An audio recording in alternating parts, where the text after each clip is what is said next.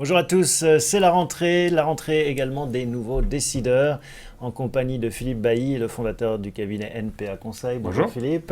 De Benjamin Grange, directeur chez Dentsu Aegis Network France. Bonjour Benjamin. Bonjour. Et on a le plaisir d'accueillir Anne Brouez. Bonjour Anne. Bonjour Thomas. Merci de nous rendre visite. Vous êtes la nouvelle responsable depuis un an maintenant du Club Med en stratégie digitale et innovation. C'est bien ça ? Pas dans l'ordre. Pas dans l'ordre, mais tout à fait, à la fois le marketing, marketing, le digital et la DSI. Ah, et le marketing, pardon. On va parler bien sûr des bronzés qui font du web au cours de cette émission. Je ne pouvais pas m'en empêcher. Mais on commence tout de suite par une rubrique consacrée à ce qui a marqué nos amis au cours des jours et des semaines passées, en l'occurrence des jours, avec notre rubrique Rewind. Tu commences ou je commence. Allez, Benjamin veut commencer. Alors, je commence et j'ai décidé cette semaine de vous parler de pneumonie. Alors, pas n'importe laquelle, celle évidemment d'Hillary Clinton. Et toute cette histoire finalement de santé relativement anodine pose la question de la transparence vis-à-vis des médias et la transparence de la vie politique vis-à-vis des médias. Surtout que les Clinton sont coutumiers du fait. On avait déjà eu un problème de transparence de Bill sur un autre sujet plus frivole, mais au-delà de l'incartade de l'adultère, c'était surtout son manque... son mensonge qui avait choqué les Américains. Exactement. Et en fait, tout ça pose la question de la confiance vis-à-vis d'un candidat, à l'aube d'un débat qui est en général charnière et qui va avoir lieu dans les prochaines semaines. Quand on sait en plus que le candidat opposé lui-même a des petits soucis de certificat médical fait de manière un peu légère, ça pose véritablement la question du rapport de confiance entre l'électorat américain et les candidats. Et donc en France, à voir comment ce sujet de transparence sera traité. Ouais. Aujourd'hui, seul, je dirais, Macron pratique une certaine forme de lâcher-prise. On verra comment derrière il l'exerce dans la durée. Ah oui, donc vous ramenez ça à la campagne présidentielle française, en fait. Parce que bon, il y a des mœurs politiques assez différentes entre les deux côtés de l'Atlantique. Si je voulais tirer le trait, je le ramènerais surtout aux marques, et notamment à mon ami du Club Med, puisque la plateforme du Club Med a été pendant pas mal d'années le lâcher-prise. Donc, comment vous gérez cette transparence ? Bon, on va poser la question à Anne, mais j'aurais qu'on finisse sur Clinton, parce que Philippe, c'est aussi ce qui vous a frappé ces derniers jours, ces images. Oui, autrefois on disait le poids des mots, le choc des photos. Maintenant, c'est vraiment le poids des mots, le choc des vidéos, et même d'ailleurs sans mots pour les accompagner. On va la voir d'ailleurs, cette vidéo. C'est quelques secondes, 3 secondes, 4 secondes, dans lesquelles on la voit chanceler et être... C'est les tours jumelles, en fait, quelque part. C'est un 11 septembre bis pour elle. On la voit vraiment, c'est très impressionnant, ces images. On a l'impression qu'elle va... et penser que 4 ans de l'histoire des États-Unis et donc 4 ans de l'histoire du monde peuvent se jouer sur ces images. Vous pensez que ça a du poids dans l'électorat américain ? C'est-à-dire que ceux qui sont démocrates peuvent se dire non, finalement, je vais donner les clés à Trump ? Enfin, ça peut certainement dissuader, en tout cas faire hésiter un certain nombre d'électeurs américains qui n'étaient pas sûrs d'aller voter parce qu'on sait que Hillary a du mal à réunir autour d'elle. Enfin, c'est pas un candidat ou une candidate qui suscite l'enthousiasme. Ça leur apporte une raison supplémentaire d'hésiter à se déplacer. On sait qu'aux États-Unis, la participation, c'est aussi un sujet. Quand en France, on se désole les jours où on est à un taux d'abstention de 50%, c'est plus que la norme aux États-Unis. Un commentaire, Anne, sur ces images, sur en effet ce qui fait la une de cette campagne américaine. Comme le disait Benjamin, c'est effectivement un parallèle très vrai aujourd'hui, et ce que vous disiez aussi avec le poids de la vidéo, c'est-à-dire qu'aujourd'hui on ne peut pas cacher la vérité, donc si on ne l'affiche pas, elle a toutes les chances de réémerger. C'est vrai pour les candidats politiques, moi je suis là-dessus curieuse du débat et de la posture que prendra Donald Trump. On verra s'il saura être gentleman, ce serait une des premières fois. Et lui a c'était un bon rétablissement, mais bon, c'est vrai, il y a aussi la question de l'âge des candidats. On a que des baby-boomers âgés qui finalement ont la santé de leurs artères aussi, c'est logique. Tout à fait, et en même temps, c'est ce qui fait qu'ils ont l'expérience.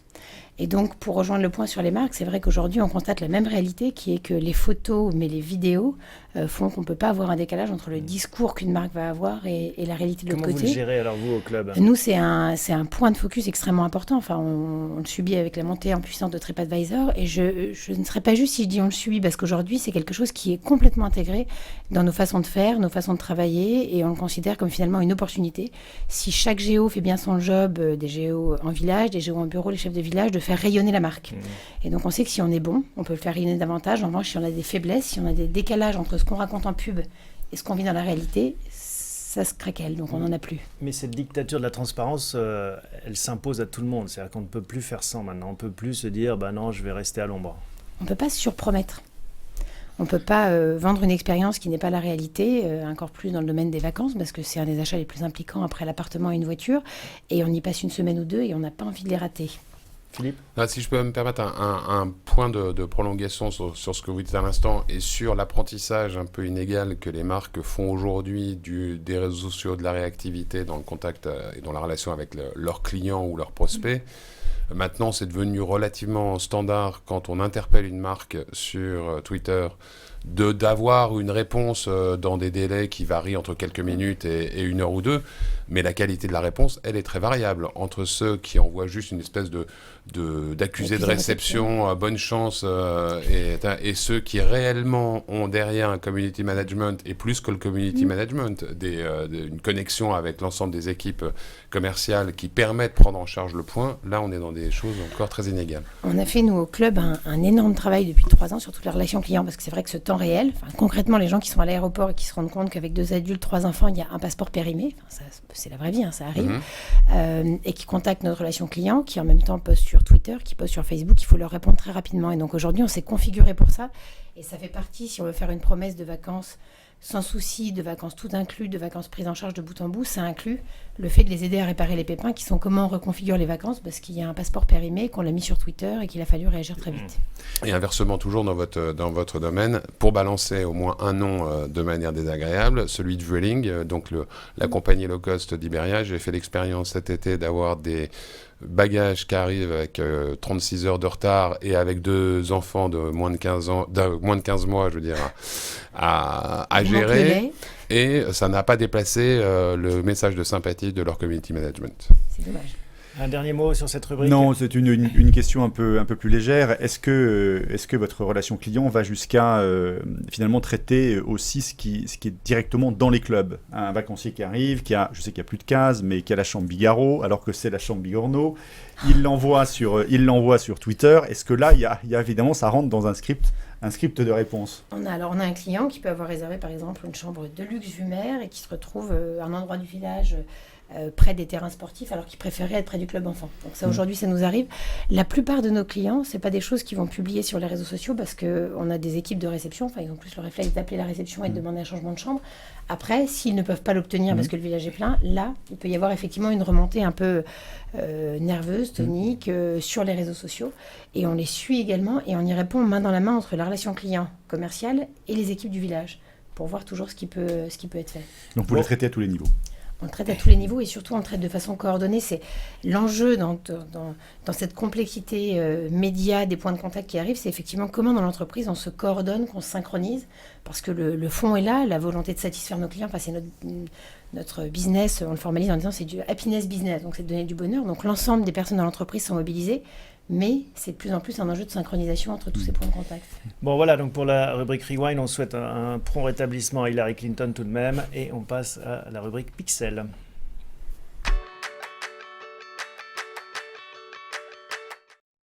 C'est le portrait numérique de notre invité. Philippe, c'est vous qui avez été butiné ce que l'on trouve sur Anne sur le web. Oui, seulement ce qu'on trouve sur le web, pardon. En tout cas, après avoir passé 8 ans d'abord en agence chez Full Six, puis chez Amaury, donc plutôt dans l'univers des médias, vous êtes au Club Med depuis bientôt 1 an. J'ai vu une date d'intégration en octobre. Alors, avec un titre qui est un art de la synthèse. Vous êtes Chief Marketing Digital and Technology Officer at Club Med. Et ça sort un peu des X papiers qu'on a pu voir d'ailleurs sur le web ces derniers mois. Le jour où on vous explique que l'ère du CMO est en train de monter, puis le CDO, puis le CTO, puis etc. Vous avez tout dans un même titre et un même territoire. Donc, encore une fois, c'est un art de la synthèse. Dans ce qu'on apprend sur vous, que vous avez été en 2015 pour la 2e fois consécutive French Economic Top 100 Young Leader du Figaro. Alors, ça donne au moins un renseignement sur votre âge puisque c'est réservé aux moins de 40 ans. Donc, voilà. Vous utilisez les réseaux de manière modérée. Votre dernier tweet, c'était au mois de juillet. Mais quand même marque d'une certaine influence. Vous avez fait 2 fois plus d'abonnés que d'abonnements auxquels vous avez souscrit. Puis à défaut donc de vous voir beaucoup vous exprimer sur les réseaux, j'ai retenu juste 3 titres d'interview ou 3 citations de vous mises en titre d'interview dans Google et sur lesquelles je voudrais vous faire réagir. D'abord, et ça prolonge sans doute ce que vous disiez tout à l'heure, le digital qui sert à enrichir l'expérience dans les villages. Tout à fait. C'est un de nos gros axes stratégiques. On a effectivement, face aux changements digitaux au Club Med qui sont très nombreux, on a défini une stratégie volontariste qui consiste à être pionnier dans l'expérience digitale en village et à être smart follower sur tout le reste, tout ce qui est avant et après le séjour, en se disant qu'il fallait choisir nos batailles et que ce qu'on voulait faire, c'était être au cœur de l'instant avec le client pour apporter encore plus de souvenirs, de mémoire et de bonheur en vacances. Et donc, d'offrir des services digitaux en village, on est très lucide sur le fait que c'est pas le cœur des vacances. Les gens vont pas aller au Club Med ou dans un autre cadre de vacances pour du digital, mais ça peut complètement changer. Le lâcher-prise qu'ils vont y avoir, l'authenticité qu'ils vont y trouver et les moments qu'ils vont y vivre. Très concrètement, on a par exemple déployé l'hiver dernier un service qui s'appelle Easy Arrival. C'est un exploit opérationnel. Ça a été déployé dans tous nos villages ski et l'ensemble de nos clients pouvaient, avant de venir sur Internet, préinscrire les enfants au mini-club, au cours de ski et surtout précommander leur matériel qui les attendait en casier chauffé. Et c'est un exploit fait chaque nuit, enfin chaque samedi soir et dimanche soir, par les équipes du Ski Room et qui change complètement la première journée au ski. Question basique, parce que des Club Med, il n'y en a pas simplement en France, dans des sessions de sport d'hiver, il y en a aussi dans des contrées un peu moins bien desservies en termes de télécom. Est-ce que vous êtes arrivé à résoudre le sujet de la connectivité dans la case de Jean-Claude Duss, la case Bigorneau? Parce que mon expérience personnelle, c'est encore pas mal de Club Med, encore une fois pas en France, mais dans lequel il y a du Wi-Fi à la réception. Quand on arrive aux chambres, là, c'est devenu plus aléatoire. On a aujourd'hui, l'été 2016, l'ensemble de nos villages qui sont équipés de Wi-Fi, pas uniquement à la réception, également dans les chambres et dans la plupart des parties communes. Après, un des enjeux qu'on a, mais ça fait partie des bons problèmes qu'on peut avoir dans la vie, on a certains de nos sites, effectivement, qui sont des sites exceptionnels et éloignés de la série des autres hôtels. Donc, très concrètement, pour les câbler, c'est un vrai enjeu technologique réalisé par les équipes. Donc aujourd'hui, c'est fait. Et on a également des superficies de village Club Med. Si vous allez à Marrakech, la Palmeraie, on a un village qui est sur plusieurs hectares. Si vous allez à Punta Cana, on a 4 km de plage. Au Trou Neuf à la Palmeraie. Et donc au Trou Neuf à la Palmeraie ou au 2e kilomètre,3 sur la plage à Punta Cana, on est les seuls à avoir une plage de ce type à Punta Cana. Effectivement, la qualité du Wi-Fi à certains endroits peut être un peu plus distante. C'est pas un argument justement de se déconnecter pour les vacances? C'est pas mis en avant? Alors, on essaie vraiment on a une expression au Club Med que j'aime beaucoup, qui est de dire le digital aujourd'hui, c'est l'air que respirent nos clients et on veut respirer le même air qu'eux. Donc il s'agit pour nous de pouvoir être connectés quand ils le veulent et en revanche complètement déconnectés s'ils le veulent. Benjamin, une question? Oui, alors moi j'avais une question sur, on a cité l'infrastructure, on a cité tout cet environnement numérique, mais est-ce que ça veut dire que vous allez inciter l'ensemble de vos vacanciers à publier sur Facebook leurs vacances en temps réel, à faire à utiliser Instagram, bref, est-ce que à travers l'expérience avec le géo, tout de suite c'est amplifié sur le numérique? C'est Marmara de mémoire, avait un site dédié au retrouver ceux qui ont passé une semaine au même moment. Parce que c'est vrai que c'est une expérience sociale forte. Parce que finalement, vous maîtrisez plus, comme ça vous maîtrisez finalement l'expérience, elle est publiée. C'est une très très bonne question. On a aujourd'hui effectivement un Social Wall, qui est un site où on retrouve l'ensemble de ce qui a été publié par la communauté et qui était tagué sous forme de hashtag pour les villages ou d'indication du lieu sur Facebook. Donc on peut retrouver les contenus. Pour rejoindre votre question de départ, est-ce qu'on incite nos clients à le faire? Alors, on ne veut pas être intrusif avec nos clients. En revanche, on a une très grande conviction qui est que les vacances, une très grande conviction qui en l'occurrence est mesurée, les vacances font partie des moments les plus partagés par les personnes, et en particulier quand ce sont des vacances entre amis ou en famille. On a une deuxième conviction qui est que les vacances au Club Med sont les vacances les plus chargées d'émotions, grâce à nos géos, qu'on y vit des choses qu'on ne vit pas ailleurs. On a développé ce qu'on a appelé des must-try experiences sur des nouveaux sports uniques au Club Med, sur un ensemble de découvertes qu'on peut faire, et donc que c'est des choses que les gens ont envie de partager. Donc on rajoute ce filtre quand on conçoit des lieux, que ce soit dans le design, que ce soit dans les activités qu'on va faire, qui va être un filtre, si je devais inventer un mot qui n'existe pas, de partageabilité. C'est-à-dire de faire vivre des moments qui sont des moments uniques qu'on ressent et qui sont des moments qui vont être partageables. Et ça va également avec, et on la cultive chaque jour, une fierté d'être au sein du Club Med qui fait que si je partage, et une de mes amies a publié pendant 15 jours toutes ces photos d'été de ses enfants à Valmorel, qu'elle ait envie de le taguer en disant « Je suis au Club Med Valmorel », qui va avec effectivement une fierté d'afficher la marque et de se montrer comme fier de la marque. Mais vous n'organisez pas les retrouvailles digitales de Gigi et de Jean-Claude Duss On a un fan. Alors, déjà, c'est plus Jean-Claude Duss. En fait, ça se fait naturellement. C'est-à-dire, le Club Med est effectivement un catalyseur social quand les gens sont en vacances. Ce qu'ils aiment quand ils vont en vacances au ski, il y a des cours de ski adultes. La plupart de nos GM, en fait, savent déjà très bien skier.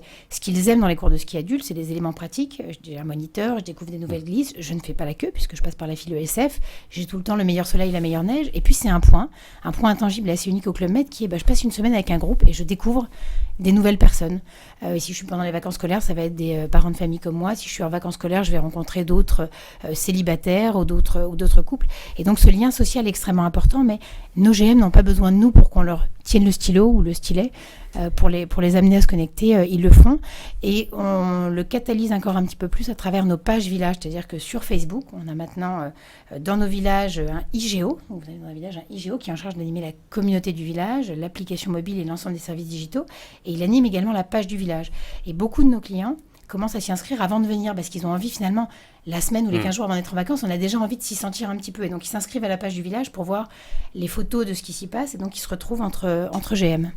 C'est formidable parce que je vous avais dit, j'avais extrait 3 citations. Vous venez de répondre à la seconde qui était le digital est au service de l'émotion. Je crois que vous l'avez très bien dit. Alors la dernière qui est la plus tricky, le métier que j'exercerai dans 5 ans n'existe pas encore.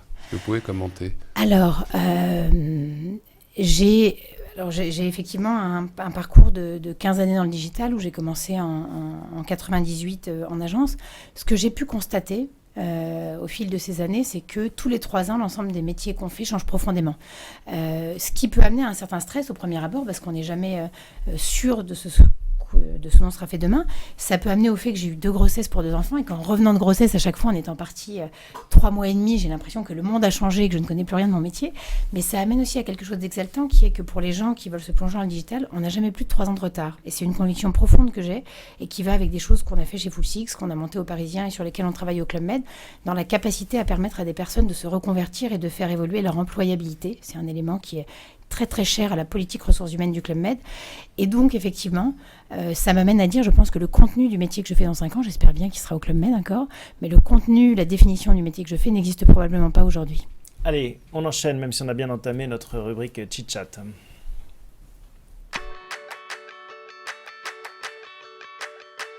Alors, Anne, on va parler en effet des défis qui se posent à vous en tant que responsable donc, du marketing, de l'innovation, de la technologie au Club Med. Mais un mot pour revenir aussi sur ce changement de parcours, un parcours plus agence, média. Là, vous êtes dans l'industrie du tourisme, certes, mais c'est quand même un autre type d'entreprise. Comment s'est fait la bascule? Ça a été compliqué comme choix, comme arrivée? Alors, ça n'a pas été compliqué comme choix. Je dois vous avouer que quand je travaillais dans le groupe Amaury sur la marque Le Parisien, le patron de la régie télé m'avait dit, quand on m'a proposé de rejoindre l'équipe, je ne pouvais pas refuser, le train de l'équipe ne passe qu'une fois dans une vie. Et quand je suis allée annoncer que je partais au club, je lui ai dit, tu vas tout à fait me comprendre, c'est la même chose quand j'ai rencontré Henri Giscard d'Estaing et ses équipes du COMEX, c'est un avion. Le train du Club Med, le Club Med est une marque que j'adore.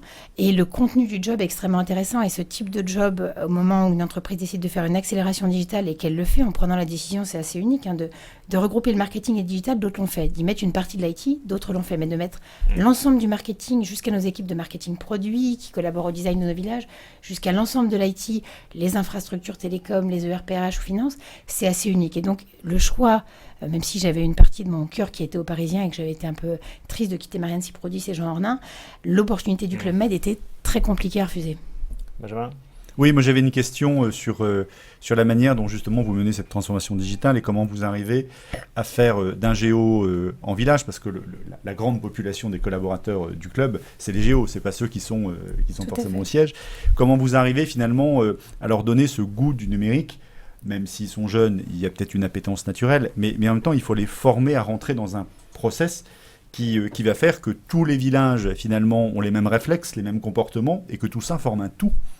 pour le Club Med. Et qu'y compris poster n'est pas un exercice totalement libre. Enfin, on ne peut pas tout montrer, on ne peut pas tout publier. Enfin, il y a une sorte de charte de bonne conduite quand même à définir. Il y a, mais finalement, enfin, dans les éléments qui sont des vrais enjeux pour nous, c'est toute une accélération que ça implique sur un certain nombre d'outils qu'on a. Et donc, c'est un enjeu d'investissement, de time to market pour arriver à suivre ces usages clients qui évoluent à une vitesse fulgurante et qui font qu'en permanence, on réinvente des nouveaux outils de vente, de communication. Pour la partie en village, en fait, c'est finalement, je ne vais pas dire que c'est facile, mais c'est assez proche de ce qu'ils font dans leur quotidien. C'est-à-dire que moi, j'ai fait mon stage d'intégration, j'ai eu la chance de le faire à Cancun. Quand je sors de ma chambre avec mon polo géo et puis mon petit badge marqué Anne et les langues que je parle, il y a un moment où, de façon très naturelle, je me dis, je ne vais pas prendre un appel, je ne vais pas commencer à faire mes SMS quand je passe dans le village. Et je suis au service du client, je suis souriante parce que je suis un géo dont le métier est délivrer du bonheur. Et donc, de la même façon, sur les réseaux sociaux, il y a bien sûr eu quelques éléments à recadrer, mais la plupart de nos géos filtrent entre ce qui est du domaine de leur vie personnelle, c'est-à-dire ils peuvent sur leur page Facebook personnelle poster toutes les photos qu'ils veulent de l'ensemble des soirées, et de ce qu'ils vont donner comme image extérieure et du contact qu'ils vont avoir avec les clients. Après, ça amène à un point toujours très, très fin pour le club, mais qui est quelque chose qu'on a beaucoup travaillé depuis 10 ans, qui est le mix entre la montée en gamme et la convivialité. Et finalement, ce qui fait la différence entre le Club Med et un hôtel haut de gamme, même un hôtel luxe, c'est cette convivialité, mais il faut arriver à la faire d'une façon qui va répondre aux attentes qui ont beaucoup évolué de nos clients, qui va se faire avec une certaine douceur, en tout cas pas de brutalité et pas imposée. Et c'est la même chose finalement qui s'applique sur les réseaux sociaux. Il y a un événement nouveau aussi dans le paysage du Club Med, c'est son actionnaire, un actionnariat chinois. Ça a déclenché pas mal de chroniques à l'époque de cette lutte, cette bataille homérique. Qu'est-ce que ça a changé ? Alors, ce que ça a changé, moi je suis arrivée quand l'actionnaire était déjà en place depuis une saison, donc depuis 6 mois. Alors, il y a des choses que ça n'a pas changé, c'est-à-dire que Fosun était déjà actionnaire depuis 5 ans, au moment où... Mais minoritaire. Minoritaire, voilà, au moment où Régis Giscard d'Estaing avait pris la décision de se développer en Chine, il s'était dit qu'il fallait pas y aller tout seul, et donc on s'était associé à Fosun. Donc ce sont des gens qu'on connaissait déjà extrêmement bien. Ce que ça a changé, c'est, si je devais vous citer 2 choses, la première, c'est qu'on avance de façon encore plus déterminée et équipée vers notre plan de croissance. Nous avons défini l'objectif d'ouvrir 3 à 5 villages par an à partir de 2018. On est déjà en phase d'accélération. L'an prochain, en hiver 2017, en France, ouvrira un nouveau village à Samoins. Le fait d'avoir un actionnaire solide comme Fosun, ça nous permet effectivement d'avoir les moyens de notre ambition et de ce développement. Souvent, on perçoit le développement des villages en Chine, mais c'est aussi concrètement des développements de villages. On va ouvrir un village par an dans les Alpes en France pour le Club Med. Donc, c'est un élément effectivement de moyens et aussi de solidité d'un actionnaire unique par rapport à un actionnariat qui pouvait être un peu plus évolutif par le passé. Le deuxième élément, et ça rejoint mes métiers du marketing, du digital et de la technologie, c'est qu'avoir un actionnaire chinois, c'est avoir un actionnaire qui a les doigts dans la prise du marché, qui a 18 mois d'avance en termes d'usage mobile. Enfin, c'est... Ils sont en avance, donc, nos amis chinois, sur l'usage mobile. L'usage mobile, l'ensemble des choses sont faites sur mobile. Les paiements et l'achat sur mobile est extrêmement développé en Chine, sans parler de WeChat. Effectivement, alors on a suivi là-dessus et avec l'impulsion de Fosun, on l'a mis en place en Chine et dans le reste du monde. Donc par exemple, dans nos villages en Chine, vous pouvez payer avec WeChat. Nos clients se baladent sans clé, sans badge, sans carte bancaire. Et en fait, ils font l'ensemble sur WeChat, ils réservent leur spa et ils payent leur t-shirt 45. Alors... On sait, enfin, si je prends le parallèle avec l'univers du luxe, on sait que finalement les marques sont construites en Europe et sont après derrière monétisées souvent en Asie. Donc le Club Med, évidemment, n'est pas l'exception à cette règle. Est-ce que ça veut dire que dans les villages en Asie, on va trouver des géos qui sont européens pour servir une clientèle asiatique? Alors, presque, on va trouver des géos internationaux. Ce serait la nuance que je mettrais, c'est-à-dire que... il y a eu un phénomène de montée en gamme qu'on a lancé il y a 10 ans et terminé il y a 5 ans. Et ensuite, tout un axe sur le Club Med qui est l'internationalisation. Il ne s'agit pas pour nous de dire on met du français dans l'ensemble des pays du monde. On a d'ailleurs une clientèle aujourd'hui qui est très très internationale et donc ça se reflète sur nos géos. Il s'agit de proposer des vacances véritablement internationales. Alors, je vous donne quelques exemples. Si vous allez au mois de janvier dans des villages ski au Club Med, vous avez certains de nos villages qui sont à 80% remplis avec des Brésiliens. On a développé cette destination comme alternative effectivement aux Rocheuses et aux vacances en Amérique du Nord. Et donc, on a convaincu des Brésiliens, c'est plus 40% chaque année, de venir passer leurs vacances en France. Et donc, il s'agit pour nous... des GM chinois plus, surtout. Et on a, pour vous donner un exemple, on a nos 9 nouveaux chefs de village, la nouvelle promotion des chefs de village qui vient d'être annoncée. Sur les 9 nouveaux chefs de village, on a 5 non-français internationaux. Donc, c'est important pour nous d'avoir les 2. Et le premier sud-africain, un canadien et puis 2 italiens. Est-ce qu'on a un chinois ? Pas pas dans encore. cette promo-là, mais Pas on en encore. a par ailleurs.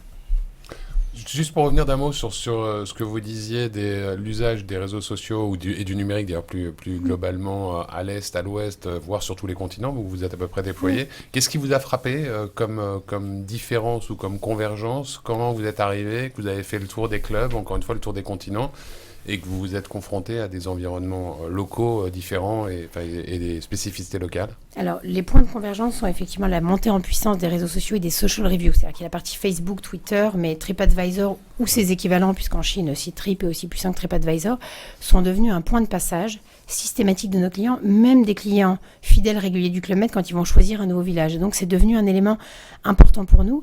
Et pourquoi c'est devenu important? Parce qu'on a une force du Club Med qui est devenue une faiblesse. On a un sondage qu'on appelle le GM Feedback, qui a été créé, enfin le Club Med a été l'initiature là-dessus, c'était donné dans les bus avant. Et on a aujourd'hui 36% de nos clients dans le monde qui répondent à ce sondage. C'est une grande force, ça nous permet de vraiment d'avoir le pouls de leur satisfaction, insatisfaction, des évolutions du produit. Là où ça devenait une faiblesse, c'est comment leur demander de remplir ce sondage. Par rapport à d'autres hôteliers classiques, on affichait moins dans tous nos villages, notez-nous sur TripAdvisor. Et on a constaté, c'était il y a un an, qu'on avait une certaine faiblesse en volumétrie parce que nos clients répondant à notre sondage allaient peu sur TripAdvisor. Et donc on a fait un partenariat avec TripAdvisor. Donc aujourd'hui, quand les gens répondent au sondage, à l'intérieur, on intègre ce qu'on a appelé le 2 en 1. Et donc ça, c'est un élément de convergence monde. En élément de différence, ce serait la fulgurance du mobile en Chine. Je me recite, mais l'usage pour nous est vraiment perçu comme ayant 18 mois d'avance sur le reste du monde. Et donc, on se nourrit de ça pour développer des choses qui seront peut-être smart followers en Chine, mais finalement pionniers pour le reste du monde. Pardon, si on devait avoir une jauge de la transition numérique du Club Med de 0 à 100%, vous avez parcouru quel chemin? On est, je pense, à la moitié. 50%, et on partagerait au niveau du CDG le fait d'être à la moitié du chemin. Donc on a une vision très claire de là où on va. L'ensemble des projets sur la feuille de route sont identifiés. Après, il faut les mettre en œuvre. Et il y a beaucoup de sujets qui impliquent effectivement non seulement qui ont des implications techniques profondes dans nos systèmes, mais qui ont des implications humaines importantes dans des changements de process et de façon de travailler. Mais est-ce que vous serez un jour à 100% compte tenu de ce que vous disiez tout à l'heure, de Quand l'évolution des métiers, l'évolution de l'environnement? Je pense qu'on plafonnera à 80% parce que dès qu'on arrivera à 80%, ça va changer. Mais c'est pour ça qu'on s'est configuré. Le changement, il n'est pas juste dans l'impulsion qui a été donnée par les dirigeants du club. Donc maintenant, il y a 1 an et demi, quand ils ont choisi cette direction stratégique, elle était sur le fait d'avoir cette stratégie pionnier en village et smart follower avant et après le séjour. Et d'amener à dire, il nous faut un changement profond de l'organisation pour pouvoir travailler différemment avec les mêmes méthodes, les mêmes objectifs. Donc on a mis en place la méthode agile dans toutes mes équipes, mais également dans toute l'organisation. Ce changement, il n'est pas de dire j'ai une feuille de route de 8 projets parce qu'on sait que ces 8 projets, à peine les aura-t-on finis, il y en aura de nouveaux. Et c'est ce qui nous a amené aussi à travailler en méthode agile pour même pendant qu'on réalise des outils, des applications pour nos clients, être capable de revoir la feuille de route. Voilà donc pour Chit Chat, on finit avec la rubrique qui regarde vers l'avenir, Forward. Tu commences. On va commencer par Philippe cette fois-ci. Qu'est-ce que vous avez noté dans vos tablettes? J'ai noté la date du 1er octobre et la période du 1er au 16 octobre, celle du mondial de l'auto, avec une pub dont j'aimerais vous montrer quelques images. Alors, on va la regarder. C'est pas une pub pour la Tour Eiffel, non? Non, ça c'est une pub pour l'Opel Corsa, donc qui n'est pas précisément un modèle super haut de gamme venant d'une marque comme la Tesla, etc., résolument innovatrice, mais comme vous avez pu le voir, le spot commence par parler de connectivité, Je connecte mon smartphone. Hein. Voilà, c'est le premier argument, avant de parler de performance, d'autonomie, de vitesse, de tout ce que vous voulez. C'est aujourd'hui la façon dont une marque vraiment résolument mainstream communique sur son modèle. Dans 15 jours, on va en avoir des palanquets, Porte de Versailles, du véhicule totalement autonome à la Tesla jusqu'à des applications plus large public, mais ça m'apparaît assez symbolique du bouleversement ou du basculement dans lequel on est. Ça rejoint ce que disait Anne, hein, le téléphone, le smartphone est au cœur de nos vies. En Chine, ils ont encore de l'avance. C'est-à-dire qu'on ne vend plus une voiture, on vend une expérience, un prolongement de son expérience avec son smartphone. On passe de l'Internet des objets à l'Internet des services, mais on n'y est pas encore tout à fait. Bon, un commentaire peut-être sur cette Effectivement, voiture ça connectée. rejoint le fait de dire que le digital est l'air que respirent les clients. Et ils n'imaginent pas, quand ils sont dans la voiture, avoir un tableau de bord qui soit avec des services un peu préhistoriques et qui n'inclut pas la connexion à toutes leurs playlists, à leur Waze, Spotify, etc. Donc ça devient aujourd'hui un élément essentiel pour se sentir bien dans sa voiture. Benjamin, qu'est-ce que vous avez déniché Qu'est-ce qu'on doit surveiller selon vous dans les jours qui viennent? Alors, les jours qui viennent, c'est plutôt... Je vais commencer par un retour en arrière et j'ai décidé de vous parler de Blade Runner. Alors, c'était la première rubrique, voilà, c'était voilà, ouais. c'est plus la première rubrique, pas du tout. Alors, Blade Runner, vous avez tous vu le film, hein, il est sorti en 82 et avec Harrison Ford, et donc il nous projetait dans un monde en 2019. Et toute l'histoire de ce film, c'est finalement la course à travers des mutants, des robots humanoïdes, d'accord, qu'il était d'ailleurs extrêmement compliqué d'arriver à dissocier des humains. Et finalement, en 2019, va-t-on assister à l'émergence des bots, en d'autres termes, des agents conversationnels, avec l'émergence des messageries instantanées. Aujourd'hui, c'est presque 3 milliards d'utilisateurs de messagerie instantanée, 4 applications sur 5, c'est de la messagerie instantanée, et on voit l'émergence finalement de ces bots. C'est-à-dire des intelligences artificielles, enfin des intelligences qui vous répondent de façon automatisée. Une intelligence artificielle qui répond à la place d'eux, et évidemment, ça permet de traiter plus de flux, évidemment, ça permet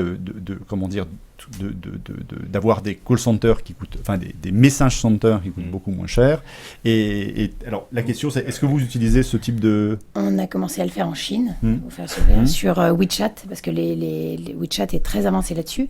Et par exemple, ça permet dans certains de nos villages, si jamais on veut réserver un spa effectivement, et qu'on écrit à 1h du matin sur WeChat, de pouvoir avoir tout un dialogue qui est automatisé avec un accès à notre planning de réservation.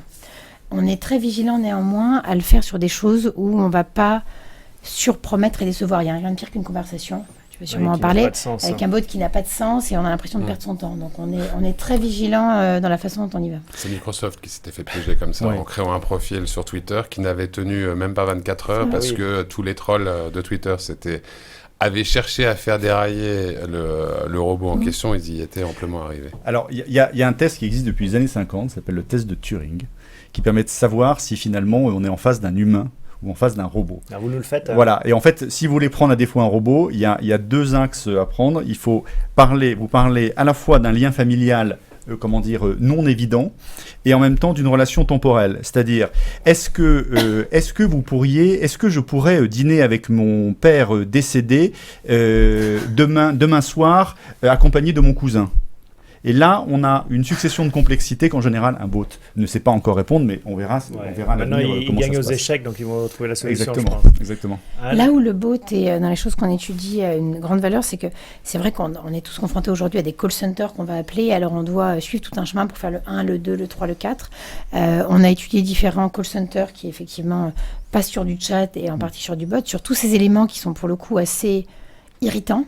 Quand on est par téléphone, pour le coup, en chat et avec un bot, on gagne énormément en fluidité. Donc, il y a effectivement un terrain de jeu à bien dimensionner. Bon, à quand des géos robotisés Jamais. Ça arrivera peut-être plus vite qu'on ne croit, on verra si Blade Runner se révèle vrai. Merci à tous les trois. Merci Anne de nous avoir rendu visite pour nous expliquer votre stratégie et son déroulement au sein du Club Med. Merci Benjamin, merci Philippe, merci à vous tous de nous suivre. Et on se retrouve le mois prochain pour un nouvel épisode des Nouveaux Décideurs.